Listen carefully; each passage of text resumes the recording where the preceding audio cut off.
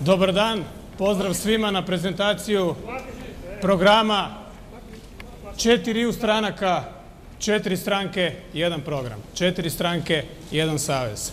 SDP, HNS, IDS i Hrvatska stranka umirovljenika. Ovo je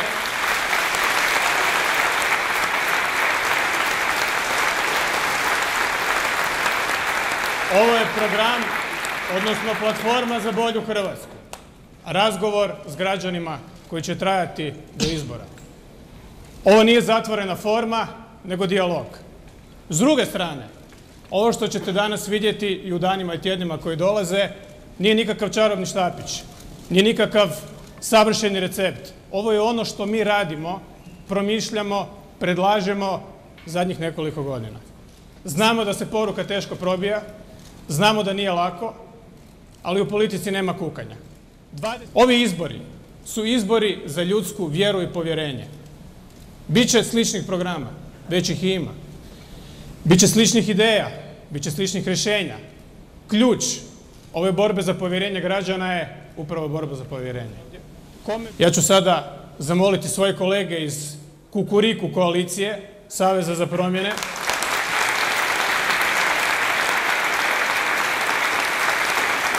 jer Kukuriku simbolizira zoru, simbolizira buđenje, simbolizira i neke druge stvari, ali prije svega ove stvari. Zora, buđenje, jedan novi bolji početak. Onaj moćni kastavski peteh koji se prvi puta oglasio kad smo se okupili u Kastvu, starom hrvatskom gradu pod geslom Složimo se, što piše na vratima Kastavske čitaonice, jedna od prvih čitaonica u Hrvatskoj, koljevci naše kulture. To je počelo prije 2 godine kad smo mi u pitanju. Ovo je danas samo jedna faza, samo jedna etapa.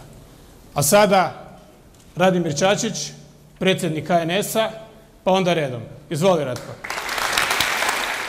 Potreba za promjenama danas, svi to znamo, svi to osjećamo, veća je nakon dugo vremena, možda i po prvi puta, od straha od promjena. Snažni gospodarski rast sa naglaskom na proizvodni sektor, manja i učinkovitija država i paralelno mijenjanje sustava društvenih vrijednosti u jednoj novoj distribuciji, drukčijoj distribuciji onog što Hrvatska stvara. Suština našeg modela, evo nešto jednostavno, se svodi na 5 riječi. Investicije, industrija, izvoz, inovacije, integracija. Na tome je bazirano ovo što vam mi nudimo. Prvi problem koji ćemo riješiti, svi ga osjećamo, je nelikvidnost i neplaćanje koji potpuno blokiraju odvijanje proizvodnih procesa. Svima nam je jasno da bez razrješenja tog problema hrvatsko gospodarstvo u novom rastu, koga ćemo potaknuti, ovaj puta država kao ključni vjerovnik mora preuzeti odgovornost ključnog vjerovnika, uključiti se i u rješenje problema, čak i ulaskom u vlasničku strukturu tvrtki koje imaju šanse za opstanak. Nije to ništa novo, ali je novo za Hrvatsku. Sustavno ćemo dakako podržati sve tvrtke u teškoćama i tamo gdje država nije ključni vjerovnik. Hrvatska mora imati jasnu politiku prema razvoju suvremenih industrijskih sektora, svakako telekomunikacije, biotehnologije, posebno farmaceutika, nanotehnologije, ali istovremeno jasno poručujemo, beskompromisno ćemo zaustaviti pad tradicionalnih industrija. Mi bez njih još dugo nećemo moći. I to nam mora biti potpuno jasno. Prioritet će apsolutno biti radikalno uklanjanje barijera za nova ulaganja. Dok su sve europske zemlje prosječno ulagale 1,5% bruto društvenog proizvoda potporama gospodarstvu, hrvatski proračunski deficit išao je samo u krpanje rupa u gospodarstvo, ništa. Stoga, nužnost proaktivnog državnog utjecaja garantira stabilizaciju prihodne strane proračuna i fiskalnu konsolidaciju u srednjem roku. Cilj reforme javne uprave je jasan. Veća efikasnost i kvaliteta za manje troška. Osnovna poruka je pravo na posao, na rad je prvo pravo u zaštiti prava radnika. To je prvo pravo, da znamo šta je prvo. A onda su sva druga. Pravo na posao. Zaposliti Hrvatsku. U distribuciju novostvorene vrijednosti dalje su naše poruke poznate, i Zoran je spomenuo, sigurna i dostojanstvena starost za sve, sveobuhvatno, solidarno i svima dostupno zdravstvo, jednake mogućnosti i pristup obrazovanju. Hvala vam lijepo.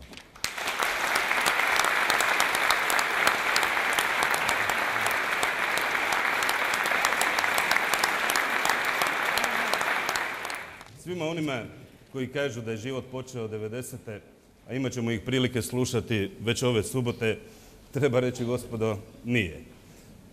Oni koji kažu za sebe mi smo ti koji smo stvorili državu, treba im isto tako kazati nemojte pretjerivati, gospodo, upropastili ste naciju.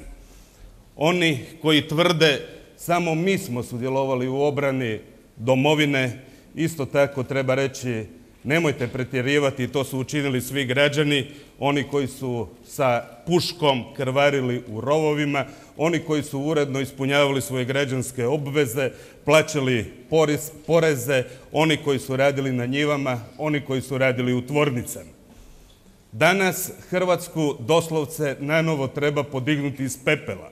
Isto tako, nitko od ove koalicije nikoga neće varati ili lagati da će država za sve njih ili za sve nas apsolutno sve rješavati. Da država sve to može za svakoga učiniti. Ne, jednostavno to je nemoguće. Ne može ona to niti osmisliti, nego treba naprosto drugima prepustiti šansu i priliku da se svojim radom dokazuje.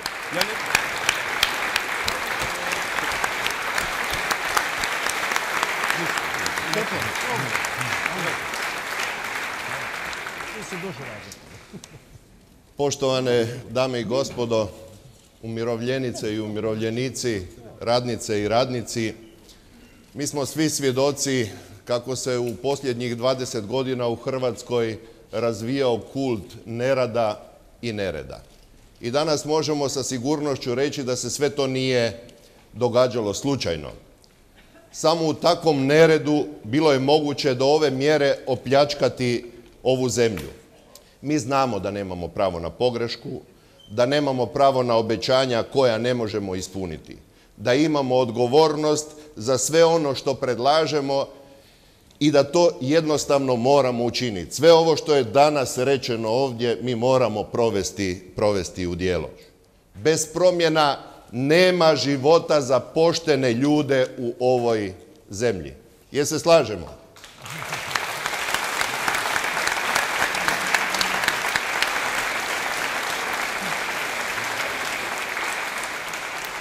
U našem programu piše, osigurat ćemo da mirovine konačno počnu pratiti rast troškova života. To je najbitnije za zaštitu standarda umirovljenika. Uvest ćemo pravičnost u mirovinski sustav. Ukinut ćemo povlaštene mirovine za saborske zastupnike, članove vlade i ustavne suce.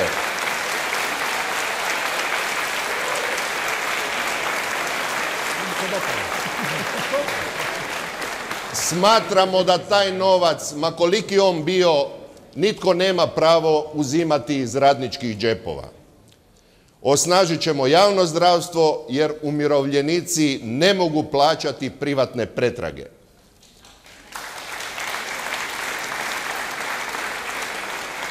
Cijenjene kolegice i kolege, ne obećavamo nemoguće, ali ćemo obećano ostvariti. Naši su ciljevi realni, dostižni i ispunit ćemo ih. Hrvatski put je svakako industrijalizacija. Ne ona od prije 50 ili 100 godina.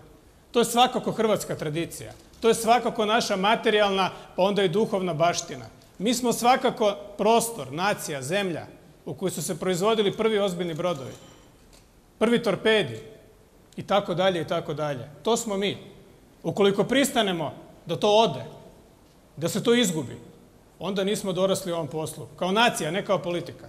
Onda smo slabi. A siguran sam da nismo slabi. Porezi kojima se tako puno voli manipulirati i kaže ne spominji poreze pred izbore. Itekako ih treba spominjati. Jer država uzima pola. Od svake kune pola uzme država. I za to mora položiti račun građanima. Nije svejedno, dapače, užasno je važno kako ih uzima i kako ih vraća. Fondovi Europske unije, tu su za one koji ih znaju iskoristiti. Oni koji ne znaju, nije im dosta ni 20-30 godina. Ne znaju. Turizam, opet, trenutno je uz solidne rezultate turizam prostor velikog prometa, male zarade. Želimo veliki promet i vrlo veliku zaradu. Obrazovanje i znanost, kvalitetno i svima dostupno školstvo. Ona se ne svodi samo na besplatnu poduku, nego i na udžbenike. U mnogim hrvatskim gradovima u kojima smo bili ili nismo bili, shvatite da se taj svijet velikih načela sruši na prvoj autobusnoj karti koju roditelji moraju kupiti djetetu koji bi htjelo ići u srednju tehničku školu ili gimnaziju koja je u Slavoniji 10 km dalje, da ta karta košta 800 kuna i da ljudi za to nemaju novaca. To nije besplatno školstvo. Čak su manje problem knjige i udžbenici. Naprosto. Kultura. Simbolički kapital. Govorio sam na početku da smo bili najjači kad smo bili otvoreni. Mi smo jedan od slavenskih naroda, jedan od najmanjih slavenskih naroda, koji ima renesansnu povijest, koji je imao i sreću i nesreću da bude na ovom prostoru. Idemo izvući ono što je sretno. Kultura je hrvatski simbolički kapital par excellence. Mala zemlja, mali narod na relativno malom prostoru, na rubu srca Europe, u kontaktu sa istokom, sa Balkanom, kojem također pripadamo, to treba znati iskoristiti. Ovdje se možete truditi koliko god hoćete i razbolit ćete se ili nećete. Ako se razbolite, društvo mora dati jedan kvalitetan kišobran i zaštitu. To je europska tradicija, to je naša tradicija. Tu nema razlike između takozvanog liberalnog kapitalizma i nekakvog socijalizma, barem kada govorimo o Europi kao kontinentu. Sve zemlje, pa i one najkapitalističkije, imaju socijalne i solidarne sustave zdravstva. Politika za mlade, kratko, 3 riječi. Dakle, škola, posao, stan. Želja, to je teško ostvariva želja. Imamo iskustva s time iz onog prvog mandata. Neke programe koje je 2004. godine vlast ukinula bez obrazloženja. Naprosto, modeli postoje. Europska unija pruža također značajan prostor za politiku za mlade, veću mobilnost, veće šanse obrazovanja. Dakle, politika za mlade, da se razumijemo, neće biti posebnog ministarstva za mlade, ali bit će u svakom ministarstvu jedan mozak za mlade. Hrvatski branitelji iz Domovinskog rata. Jamčimo pošten, transparentan i fer odnos. Hrvatski branitelji su ljudi koji su riskirali svoj život za Hrvatsku. Naglašavam, život. Zna se gdje se riskirao život. Riskirao se tamo gdje se moglo poginuti. To je heterogena i jako velika skupina. Ljudi koji imaju jednu zajedničku osobinu, ali toliko različitih životnih problema, strahova, šansi ili manjka šansi. Prava koja su stečena su takva kakva jesu. Mi ih nemamo namjeru umanjivati. Europska unija će odlučivati o nizu važnih stvari. I da, bit ćemo glavni zagovornici referenduma. Mi. Ali Europska unija neće dati ključne odgovore na pitanja hrvatskog razvoja i onu razdjelnicu između bogatstva, siromaštva, uspjeha i neuspjeha. Da je to tako, pokazuje aktualna kriza u kojoj postoje uspješni, jaki, otporni kao složeni organizmi i oni koji su slabi, kojima treba tuđa pomoć. A mi smo sućutni i pomoć ćemo pružati. Ali želimo biti jaki i u tome ćemo uspjeti. Živjeli!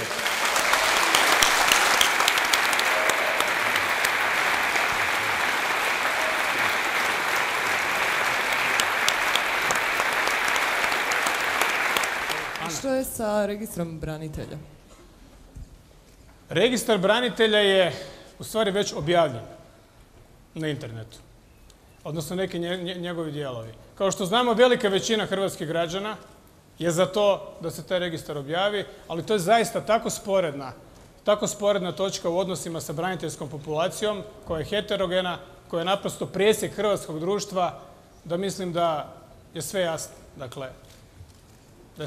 Dakle, u biti je to što pitate već i učinjeno. I nije se dogodilo ništa. Dakle, niko nije bio povrijeđen, niko nije bio uvrijeđen, niko nije bio diskriminiran. Evo, to samo govori o tome koliko je ta uporna tvrdoglavost bila nepotrebna. Izvolite.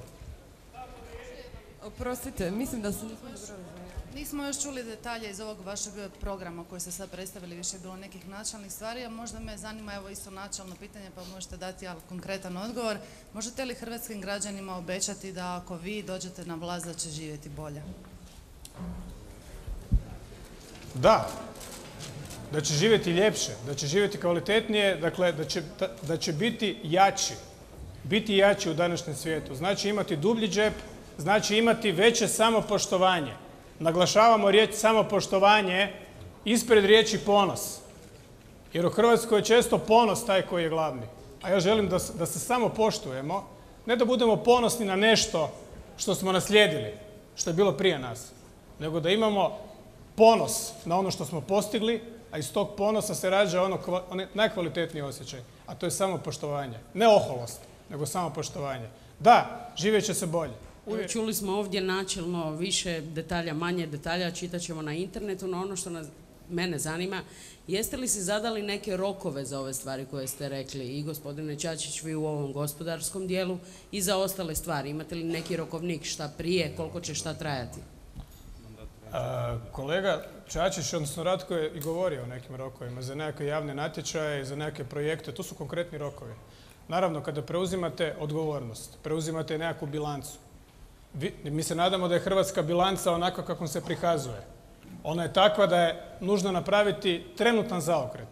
Hrvatska ipak nije Grčka. Što se tiče rokova, naši rokovi su do kraja mandata da prosječna mirovina bude veća u odnosu na prosječnu plaću, jer to je mjerljiva kategorija nego što je to danas. Naši rokovi su da u prvih godinu do 2 dana pripremimo nekakve ključne projekte, recimo iz područja energetike. Dakle, u ovom vašem programu, koliko sam primijetila, nema velikih rezova, u stvari nema velikih ušteda, nema planiranog smanjenja javne potrošnje, ako nema otpuštanja upravi, ako nema smanjivanja mirovinskih prava. Otkud ćete financirati to pokretanje Hrvatske, ne? U gospodarskom smislu? Novaca ima. Ne u hrvatskom proračunu, ne u ovakvom proračunu. Dakle, nema čistki, nema revanšizma, nema onih bolnih rezova na koje se misli kad se govori o bolnim rezovima. Država mora biti dovoljno jaka da očuva sustav, da očuva koheziju i ravnotežu koja je delikatna, da ljudima da angažmana da rade, pa i u javnoj upravi. A to je apsolutno moguće, ako se to želi. Novca ima. Ima ga u mirovinskim fondovima. 40 milijardi kuna, naravno ne u jednom trenutku i ne sve. Taj novac je mrtav. On je mrtav za hrvatsko gospodarstvo. Novca ima u europskim fondovima, možda ne prve godine u tolikoj količini. Novca ima kod stranih investitora u javno-privatnom partnerstvu. Pa šta mislite od kuda će se financirati energetski projekti? Tu smo smrtno ozbiljni.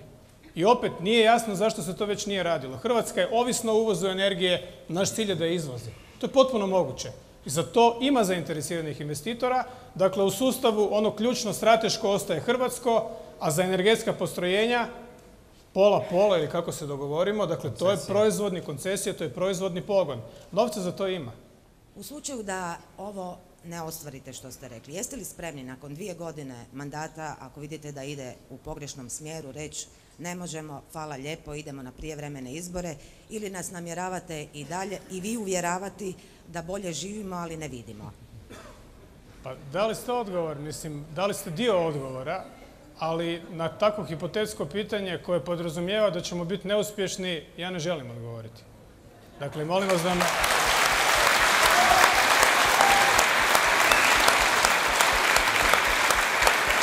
Mi vjerujemo u postepeni, stupnjeviti uspjeh, ne preko noći. Dakle, treba raditi.